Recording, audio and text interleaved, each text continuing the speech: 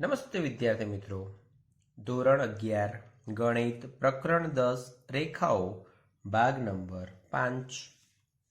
આગળના વિડીયોમાં આપણે સ્વાધ્યાય 10.1નો અભ્યાસ કરેલો છે. આ વિડીયોમાં એના પછીનો ટોપિકનો અભ્યાસ કરવાનો છે. ટોપિક છે રેખાના સમીકરણના વિવિધ સ્વરૂપો.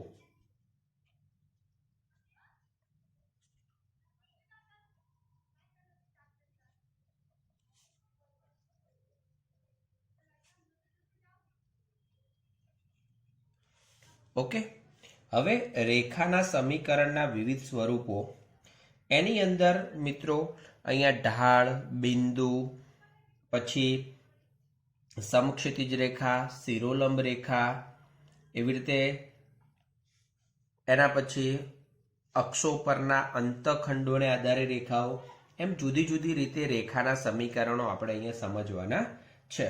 તો સૌથી પહેલા સમક્ષિતિજ રેખા અને શિરોલંબ રેખાનો અભ્યાસ કરીએ. સમક્ષિતિજ અને શિરોલંબ રેખાઓ. ચલો, સમક્ષિતિજ અને શિરોલંબ રેખાઓ.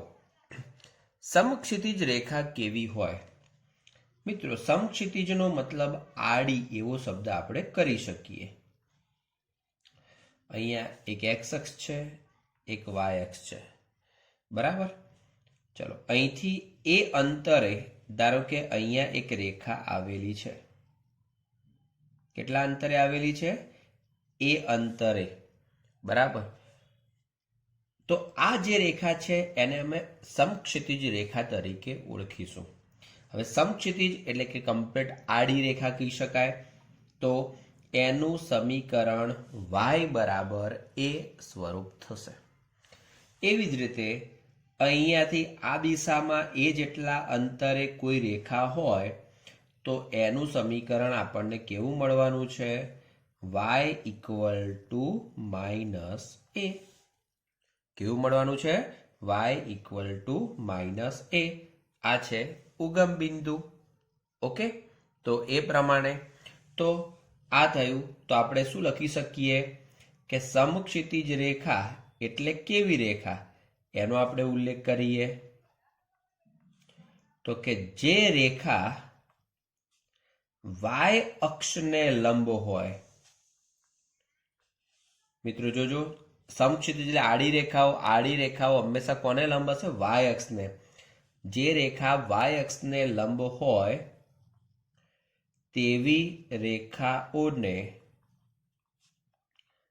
સમક્ષિતિજ રેખાઓ કહે છે. હવે આ સમક્ષિતિજ રેખાઓ છે તો એમનું સમીકરણ કેવું કહી શકાય? y ઇક્વલ ટુ એ યા y ઇક્વલ ટુ બી આપણે કહીએ તો ચાલે. તો કે આવી રેખાઓના સમીકરણ y ઇક્વલ ટુ બી સ્વરૂપનું છે. હવે y ઇક્વલ ટુ બી, અહીંથી એ અંતરે છે તો y ઇક્વલ ટુ એ કહેવાય. અહીંથી આ દિશામાં એ અંતરે છે તો y ઇક્વલ ટુ માઇનસ એ કહેવાય. કેમ? કારણ કે ઋણ દિશામાં છે એટલા માટે. તો ચલો, આ એક્સ અક્ષ છે, એ એક્સ અક્ષ પણ એક સમક્ષિતિજ રેખા છે. હવે સમક્ષિતિજ રેખા હોય તો એનું સમીકરણ શું કહી શકાય? તો એની ઉપર વાયયામ હંમેશા કેટલો હશે? શૂન્ય હશે. અને વાયયામ શૂન્ય હોય તો એનો મતલબ કે એક્સ અક્ષનું સમીકરણ y બરાબર 0 થાય. એક્સ અક્ષનું સમીકરણ y બરાબર 0 થાય. કારણ કે એક્સ અક્ષથી આપણે અંતર જોઈએ છીએ. એક્સ અક્ષથી એક્સ અક્ષનું અંતર શૂન્ય થશે. એનો મતલબ કે આ રેખા એ y બરાબર 0 કહેવાશે. ચલો, હવે એવી રીતે શિરોલંબ રેખા. અહીંયા આપણે સમક્ષિતિજની જોડે આડી એવો શબ્દ એક વાપરી દઈએ, બરાબર. સમક્ષિતિજ કૌંસમાં આડી રેખાઓ. હવે શિરોલંબ રેખા કૌંસમાં ઊભી રેખા, બરાબર. તો ચલો, ઊભી રેખા એનો મતલબ કે હવે એક્સ અક્ષને લંબ હોય તેવી બધી જ રેખાઓને આપણે શું કહીશું? શિરોલંબ રેખા. તો ઉલ્લેખ કરીએ, જે રેખાઓ એક્સ અક્ષને લંબ હોય તેવી રેખાઓને શિરોલંબ કૌંસમાં ઊભી રેખાઓ કહે છે. તો આપણે આકૃતિ જોઈએ. આ છે આપણા માટે વાય અક્ષ. અહીંયા આપણે એક્સ અક્ષ વિચારી લઈએ. ઉગમ બિંદુ, આ રેખા, એવી જ રીતે આપણે અહીંયા એક રેખા દોરી દઈએ. સમજો, અહીંથી આ અંતર એ જેટલું હોય તો આ રેખા એક્સ ઇક્વલ ટુ એ કહેવાય. અને વાય અક્ષની ઋણ દિશામાં જો આ અંતર એ જેટલું હોય તો એ રેખા એક્સ ઇક્વલ ટુ માઇનસ એ કહેવાશે. એક એક્સ ઇક્વલ ટુ એ રેખા, એક એક્સ ઇક્વલ ટુ માઇનસ એ રેખા. તો કે આવી રેખાઓના સમીકરણો,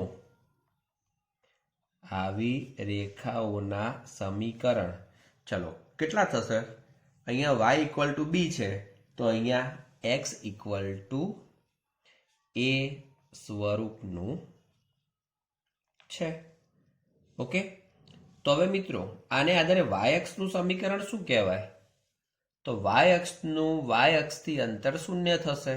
તો એનો મતલબ વાય અક્ષનું સમીકરણ એક્સ બરાબર 0 થાય.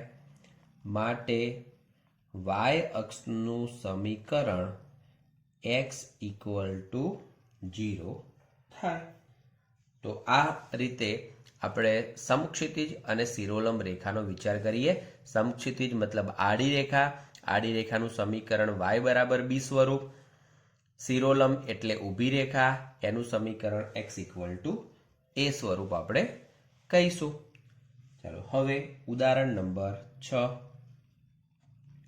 શું આપ્યું છે? -2, 3 માંથી પસાર થતી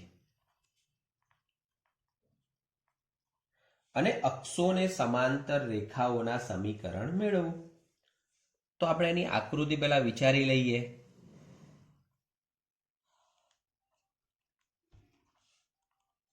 એક્સ વાય ઓ 1 2 3 -1 -2 -3 1 2 3. ચલો -2 3 એ બિંદુ આપણને અહીંયા મળશે. બરાબર. હવે આમાંથી પસાર થતી અને અક્ષોને સમાંતર કીધું છે. તો સૌથી પહેલા તો આપણે વાય અક્ષને સમાંતર રેખા વિચારીએ. એનો મતલબ કે એક્સ અક્ષને લંબ રેખા વિચારીએ. બરાબર. તો એ ખરેખર કેવી થવાની છે? શિરોલંબ રેખા થવાની છે. અને શિરોલંબ રેખાનું સમીકરણ -2 માંથી પસાર થાય છે.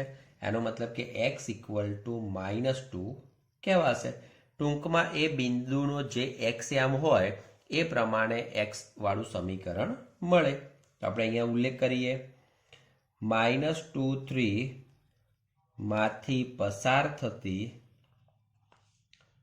અને વાય અક્ષને સમાંતર રેખા, કૌંસમાં આપણે લખીએ શિરોલંબ રેખા. શું? વાય અક્ષને સમાંતર રેખા, કૌંસમાં શિરોલંબ રેખા નું સમીકરણ એક્સ ઇક્વલ ટુ -2 થાય. ચલો એવી જ રીતે આપણે સમક્ષિતિજ રેખાનું સમીકરણ વિચારીએ.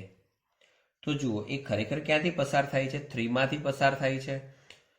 બિંદુ માટે પણ જોઈએ તો બિંદુનો વાયામ કેટલો છે? 3 છે. તો સમક્ષિતિજ રેખાનું સમીકરણ વાય ઇક્વલ ટુ 3 થાય. તથા એક્સ અક્ષને સમાંતર રેખા, કૌંસમાં કેવી રેખા? સમક્ષિતિજ રેખા નું સમીકરણ વાય બરાબર 3 થાય. ઓકે, તો જે બિંદુ છે એ બિંદુના યામ -2 3 છે, તો શિરોલંબ રેખાનું સમીકરણ x ઇક્વલ ટુ -2, સમક્ષિતિજ રેખાનું સમીકરણ y ઇક્વલ ટુ 3. ઓકે, તો આ પ્રમાણે આપણને બંને રેખાઓ મળશે. ચલો હવે એના પછીનું, તો આપણે સમક્ષિતિજ અને શિરોલંબ રેખાઓનો અભ્યાસ કર્યો. હવે એના પછી બીજી એક પ્રકારની રેખા છે બિંદુ ઢાળ સ્વરૂપ. રેખાનું બિંદુ ઢાળ સ્વરૂપ. આનો મતલબ એ છે કે કોઈ પણ રેખા માટે રેખા પરનું એક બિંદુ અને રેખાનો ઢાળ બંને આપેલું હોય ત્યારે આપણે કહી શકીએ કે રેખાનું સમીકરણ કેવું અને કેવી રીતે મળશે. તો આપણે એની આકૃતિ જોઈ લઈએ. ધારો કે આ પ્રમાણે આપણે એક્સ અક્ષ અને વાય અક્ષ વિચારીએ છીએ. એક્સ વાય ઉગમ બિંદુ, અને હવે આ રીતે આપણે ધારો કે એક રેખા વિચારી લઈએ. બરાબર, એ રેખા ઉપર એક બિંદુ આપણને આપેલું છે. હવે જે બિંદુ આપેલું છે એને આપણે કાં તો x1 y1 કાં તો x0 y0 વિચારી લઈએ. તો એને a કૌંસમાં x0 y0, રેખાનો ઢાળ m છે, અને x અને y ચલ સ્વરૂપનું બિંદુ p xy. મતલબ કોઈ પણ રેખા હોય તો એ કોઈ પણ રેખા ઉપર xy સ્વરૂપનું બિંદુ તો આપણે લઈ જ શકવાના છીએ. ઓકે, તો એના આધારે તો હવે અહીંયા કેટલી વસ્તુ આપી છે, ઢાળ આપ્યો છે અને એક આ બિંદુ આપ્યું છે. તો આપણે એનો ઉલ્લેખ કરીએ. જો રેખા પરનું બિંદુ a કૌંસમાં x0 y0 અને ઢાળ m હોય તો રેખાનું સમીકરણ. હવે મિત્રો, રેખાનું સમીકરણ કેવી રીતે મળે છે એને ખાલી હું અહીંયા તમને ટેમ્પરરી સમજાવી દઉં છું. તો જો આ બંને બિંદુને આધારે આપણે ઢાળ લખવો હોય તો શું થઈ શકે? y minus y0 upon x minus x0 equal to m. આ x માઇનસ x0 એમના જોડે લઈ જઈએ. ઓકે, અને જે સમીકરણ તૈયાર થાય છે એ જ સમીકરણ આપણું રેખાનું સમીકરણ. એનો મતલબ કે સમીકરણ y minus y0 equal to m કૌંસમાં x માઇનસ x0 મળે. ક્લિયર? તો આ સમીકરણ યાદ રાખવાનું છે. એ કયું સમીકરણ કહેવાશે? રેખાનું બિંદુ ઢાળ સ્વરૂપ સમીકરણ. એટલે જ્યારે પણ કોઈ પણ રેખા માટે ઢાળ અને બિંદુ આપેલા હોય અને રેખાના સમીકરણની જરૂર હશે ત્યારે આપણે આ નિયમનો ઉપયોગ કરીશું. એટલે કે આ સમીકરણનો આપણે ઉપયોગ કરીશું. ઓકે, તો આ એક પ્રકારનું સમીકરણ છે. હવે એના આધારે ઉદાહરણ નંબર 7. ચલો, બિંદુ આપ્યું છે a -2 3 અને ઢાળ આપ્યો છે -4, અને આપણે રેખાનું સમીકરણ લખવાનું છે. તો મિત્રો, અહીંયા જે પણ બિંદુ આપેલું હોય એ આપણે x0 y0 તરીકે મૂકવાના થાય. તો આપણે કોનો ઉપયોગ કરશું? રેખાનું બિંદુ ઢાળ સ્વરૂપ સમીકરણ y minus y0 equal to m કૌંસમાં x માઇનસ x0. ચલો, y માઇનસ y0 તરીકે 3, m તરીકે -4, x માઇનસ x0 તરીકે -2. તો y માઇનસ 3 ઇક્વલ ટુ -4 કૌંસમાં x પ્લસ 2. તો y minus 3 equal to -4x minus 8. ચલો, -4x આ બાજુ લઈ દઈએ. 4x પ્લસ y, આ -8 -3 પેલી બાજુ જશે અથવા એમને આ બાજુ લઈ દઈએ +5 = 0. તો જે માગેલ રેખાનું સમીકરણ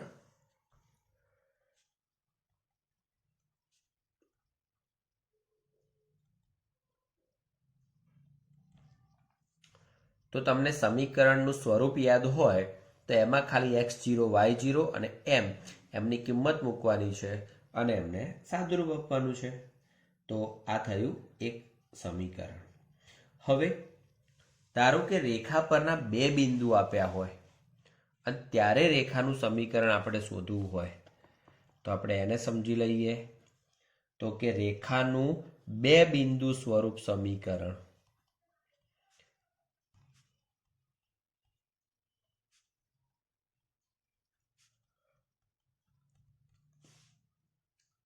ચલો આકૃતિ ઉપર પ્રમાણે જ આપણે વિચારી લઈએ છીએ. x y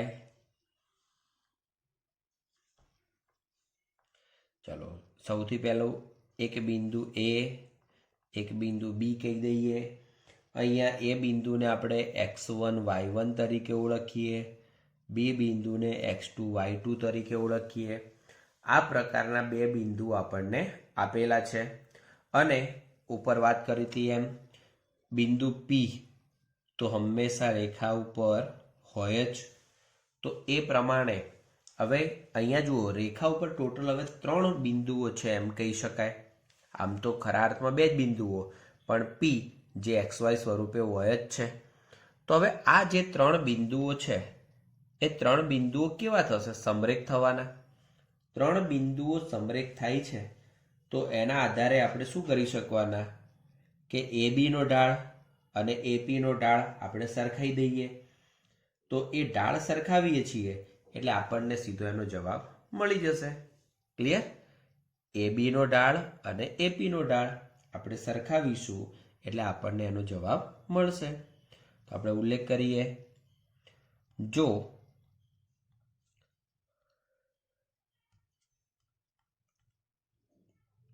રેખા પર બે બિંદુઓ A કૌંસમાં x1 y1 અને B કૌંસમાં x2 y2 હોય તો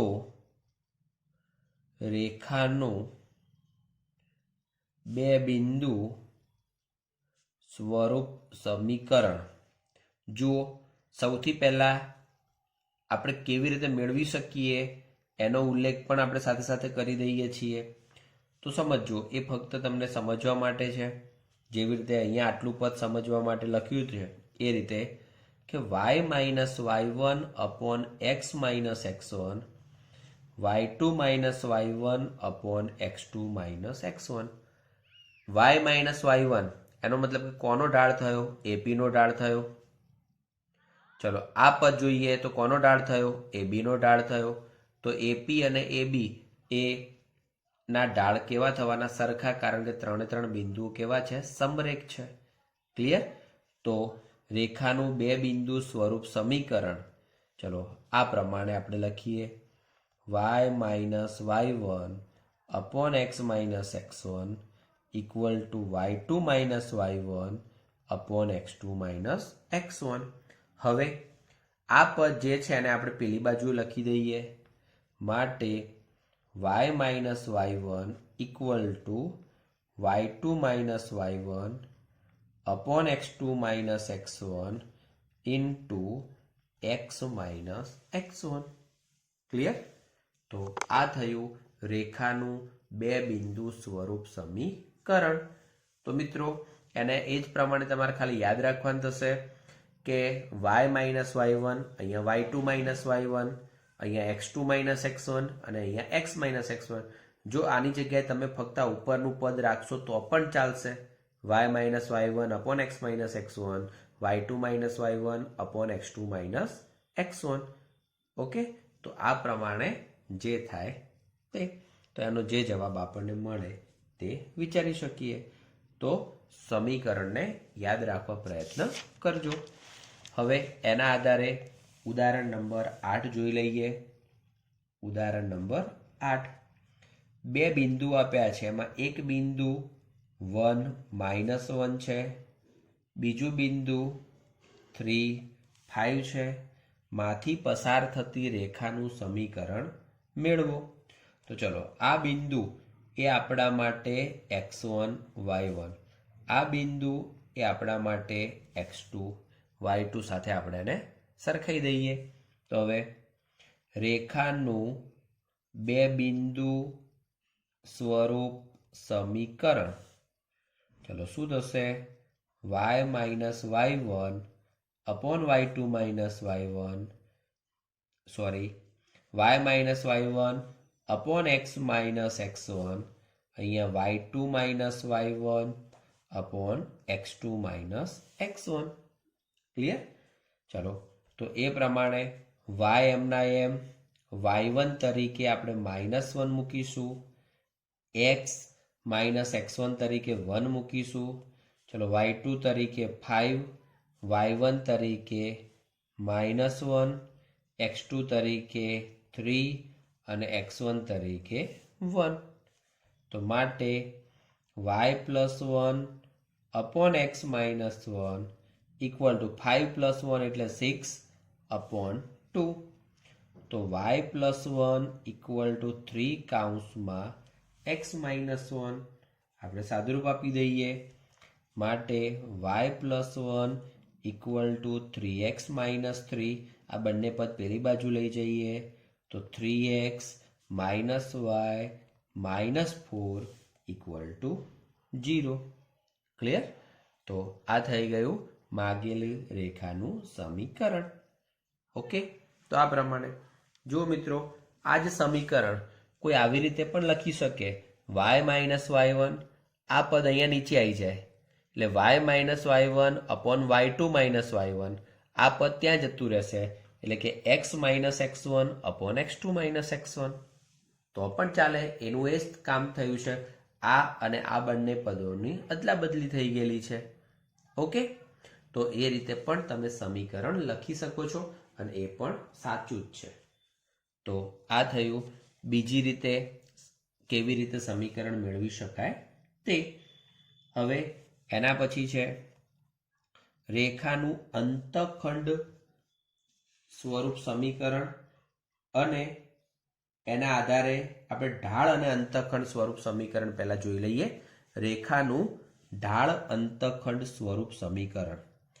હવે અંતખંડ એ આપણા માટે નવો શબ્દ છે, પણ આપણે એનો ઉલ્લેખ કરી દઈએ. ઉલ્લેખ કરીએ અહીંયા પહેલા, રેખાનું ઢાળ અંતખંડ સ્વરૂપ સમીકરણ. હવે અંતખંડ કોને કહેવાય? મિત્રો, ધારો કે કોઈ રેખા x અક્ષને કે y અક્ષને જે બિંદુમાં છેદે છે, ધારો કે આ બિંદુ હોય A0, અહીંયા બિંદુ છે 0B.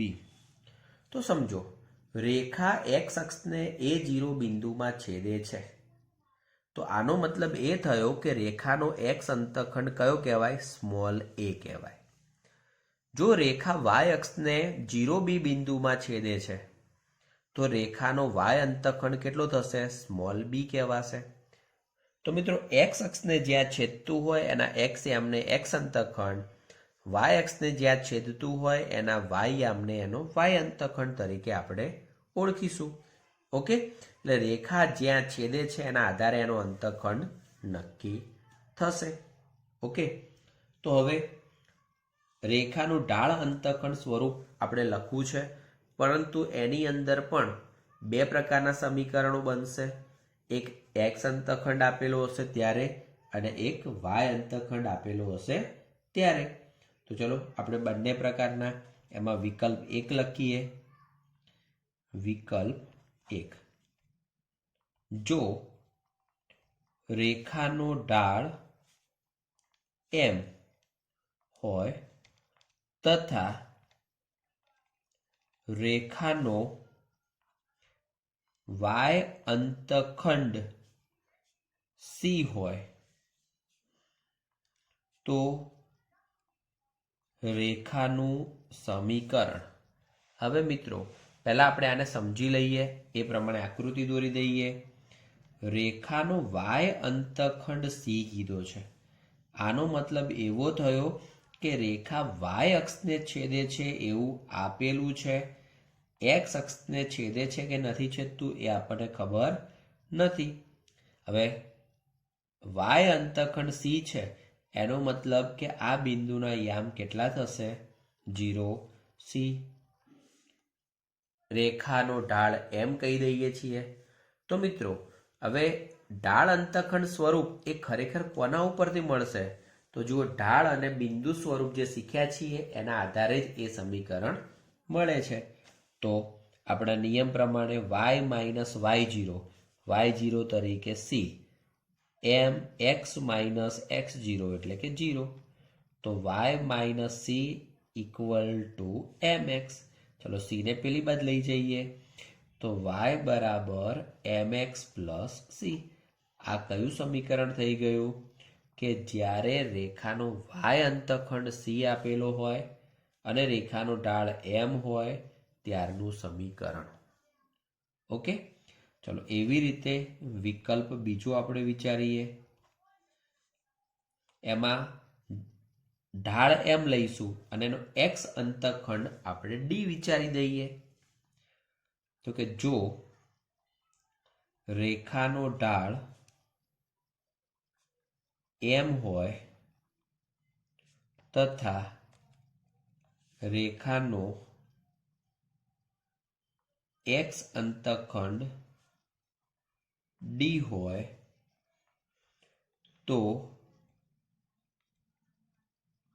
રેખાનું સમીકરણ. ચલો આપણે એ રીતે આકૃતિ વિચારીએ.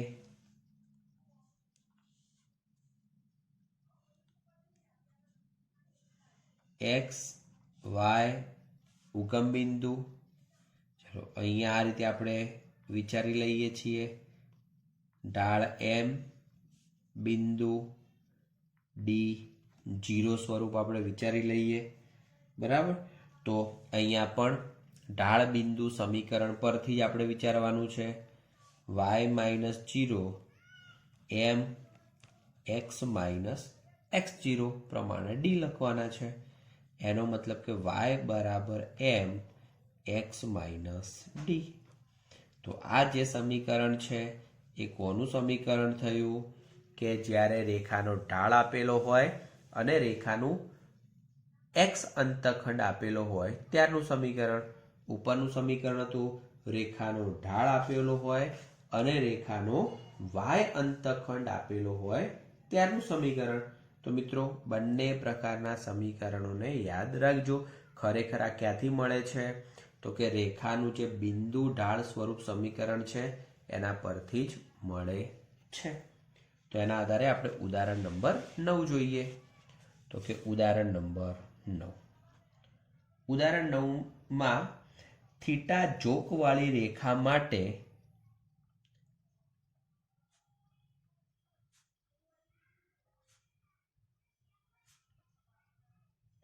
tan થીટા તરીકે 1/2 છે. હવે tan થીટા તરીકે 1/2 હોય એનો મતલબ કે એમનો ઢાળ કેટલો થશે? તો અહીંયા ઉલ્લેખ કરું માટે ઢાળ m બરાબર 1/2 કહેવાશે. હવે એમાં પહેલું એમનો વાય અંતખંડ આપેલો છે. ચલો વાય અંતખંડ છે -3/2. હવે વાય અંતખંડ આપેલો હોય બરાબર, તો આપણે રેખાનું સમીકરણ મેળવવાનું થાય. તો ઢાળ અને વાય અંતખંડ આપેલો હોય ત્યારે સમીકરણ કયું થશે? સમીકરણ અથવા રેખાનું સમીકરણ y બરાબર mx પ્લસ સી. ચલો y તરીકે જુઓ, અહીંયા વાય અંતખંડ જે આપણા માટે સી તરીકે છે, તો વાય અંતખંડ સી બરાબર -3/2 આપણે ઉલ્લેખ કરી દઈએ. વાય એમ તરીકે 1/2 એક્સ, સી તરીકે -3/2. ચલો અહીંયા બંનેના છેદમાં 2 છે. y equal two x minus 3 upon 2, 2y equal to x minus 3, ચલો 2y પેલી બાદ જશે તો x minus 2y minus 3 equal to 0. તો આ જે સમીકરણ છે એ કયું સમીકરણ કહેવાશે? તો કે જ્યારે રેખાનો ઢાળ આપેલો હોય અને y અંતખંડ આપેલો હોય ત્યારે. હવે સમજો બીજું, એનો x અંતખંડ આપેલો હોય તો x અંતખંડને આપણે d તરીકે ઓળખીએ છીએ, તો એનું મૂલ્ય આપેલું છે 4. ચલો તો હવે રેખાનું સમીકરણ કયું થશે?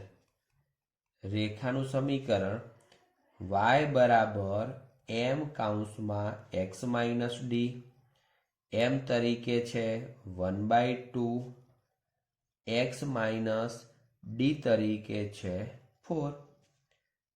ચલો 2 અહીંયા જતા રહેશે, 2y equal to x minus 4, ચલો 2y પેલી બાદ જશે તો x minus 2y minus 4 equal to 0. તો આ થઈ ગયું જ્યારે x અંતખંડ આપેલો હોય ત્યારે, અને આ સમીકરણ થઈ ગયું જ્યારે એનો y અંતખંડ આપેલો હોય ત્યારે. તો આ હતા ઢાળ અને અંતખંડ માટે.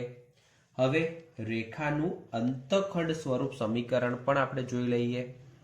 તો ચલો રેખાનું અંતખંડ સ્વરૂપ સમીકરણ.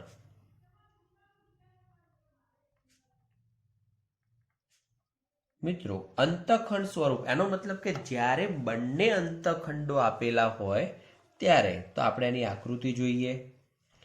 y અક્ષ, x અક્ષ, ઉગમ બિંદુ અને આ પ્રમાણે સમજો આ અંતર a છે, આ અંતર b છે, એનો મતલબ કે આ બિંદુ a0 છે, આ બિંદુ 0b છે. તો હવે ઉલ્લેખ શું કરી શકાય કે જો રેખાના x અંતખંડ સ્મોલ a અને y અંતખંડ સ્મોલ b હોય તો રેખાનું સમીકરણ. હવે મિત્રો અહીંયા સમીકરણ હું ડાયરેક્ટ લખી દઈશ, પણ ખરેખર ક્યાંથી અને કેવી રીતે આવે એની તમને વાત કરી દઉં. આ રેખા છે તો રેખા ઉપર કોઈ એક બિંદુ p(xy) વધારાનું હોવાનું. તો હવે એકને a કહીએ કેપિટલ A, એકને કેપિટલ B કહીએ, એક બિંદુ p છે તો AP નો ઢાળ બરાબર AB નો ઢાળ. અથવા આપણે જાણીએ છીએ પ્રમાણે આ બે બિંદુ તમને આપેલા હોય તો બે બિંદુ સ્વરૂપ રેખાનું સમીકરણ જે વિચારીએ છીએ બસ એ જ વિચારવાનું છે. તો એના આધારે આનું સમીકરણ x/a plus y/b equal to 1 થાય. તો જુઓ x/a plus y/b equal to 1, આનો મતલબ કે x ના છેદમાં x અંતખંડ, y ના છેદમાં y અંતખંડ અને ઇક્વલ ટુ 1 આપણે લખી શકીએ છીએ. તો આ થયું રેખાનું અંતખંડ સ્વરૂપ સમીકરણ. ઉદાહરણ નંબર 10. x અક્ષ અને y અક્ષ પર અનુક્રમે -3 અને 2 અંતખંડો બનાવે છે. તો a તરીકે -3 આપ્યા છે, b તરીકે 2 આપ્યા છે. તો હવે રેખાનું સમીકરણ આપણે લખવું છે તો શું લખી શકીએ? અંતખંડ સ્વરૂપ સમીકરણ x/a plus y/b equal to 1. ચલો x/-3 plus y/2 equal to 1. હવે આખા સમીકરણને આમના લસા વડે ગુણી દઈએ. ઓકે, તો લસા વડે આપણે ગુણીએ એનો મતલબ કે 6 વડે ગુણવા પડે, માઇનસ અહીંયા રાખી દઈએ છીએ. તો -2x પ્લસ 3y બરાબર 6. આ બંનેને પેલી બાજુએ લઈ જઈએ તો 2x minus 3y plus 6 equal to 0. તો આ જે સમીકરણ છે એ કોનું સમીકરણ થયું? તો કે જ્યારે રેખાનો એક્સ અને વાય બંને અંતખંડ આપેલા હોય ત્યારે રેખાનું સમીકરણ આપણને આ પ્રમાણે મળશે. તો મિત્રો, આજે જે પ્રમાણે આપણે જુદી જુદી રેખાઓના સમીકરણ શીખ્યા, બિંદુ ઢાળ સ્વરૂપ સમીકરણ, બે બિંદુ સ્વરૂપ સમીકરણ, રેખાનું ઢાળ અને અંતખંડ સ્વરૂપ સમીકરણ, એ જ રીતે રેખાનું અંતખંડ સ્વરૂપ સમીકરણ, ટોટલ 5 પ્રકારના સમીકરણો અને સમક્ષિતિજ તથા શિરોલંબ રેખાનું સમીકરણનો પણ આપણે અભ્યાસ કર્યો. તો આને તમે બરાબર યાદ રાખજો અને વ્યવસ્થિત રીતે સમજી લેજો. Thank you. જય હિન્દ.